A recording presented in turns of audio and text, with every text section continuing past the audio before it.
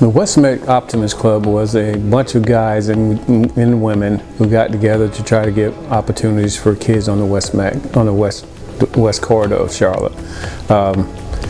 They also had boxing there, they had football, they had all these recreational activities that they had going on there and on this piece of land that they had bought.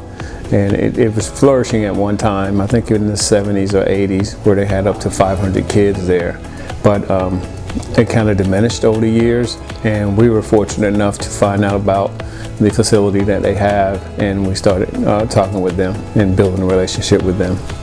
They developed the ballpark in the 80s, and again, as they described it, because I wasn't here in those days, right, but as they described it, it was the singular place for baseball and softball for the community, which is hundreds and hundreds of kids playing.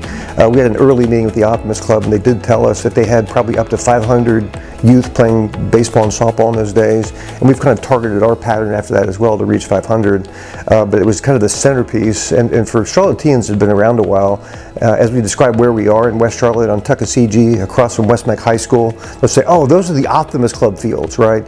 So we don't want to lose that legacy. In fact, we want to honor the legacy of what the Optimist Club did, what they put in the ground, and kind of the spirit they've left in the ground on Tuckasegee. My organization started in 2007, Carolinas Metro Reds, and we were kind of nomadic until we found the Optimist Club fields, and we played there for a few years. And then my partner Jeff Schaefer came to me and said, hey, let's think about doing some things over there. So we started out as a $300,000 facelift on a napkin, and it ended up being a $7 million project. It was really intriguing to me that they were focused on the west side of our community. So often in the community, of course, there's the airport and there are some other things, but as far as what's available for the community, it's not always first class.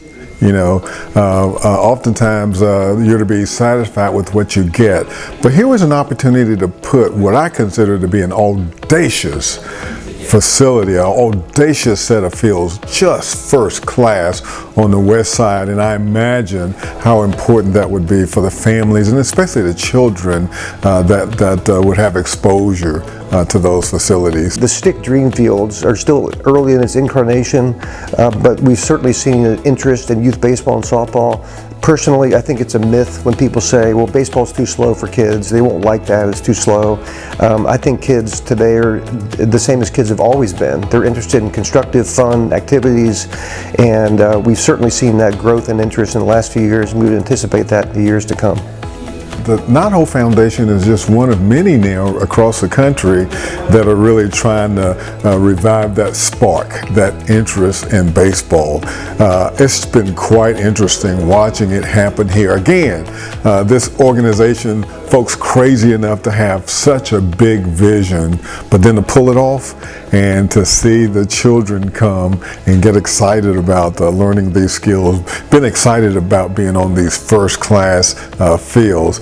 And you know, it's going to be interesting to watch them grow and the interest in baseball grow in the community as a result.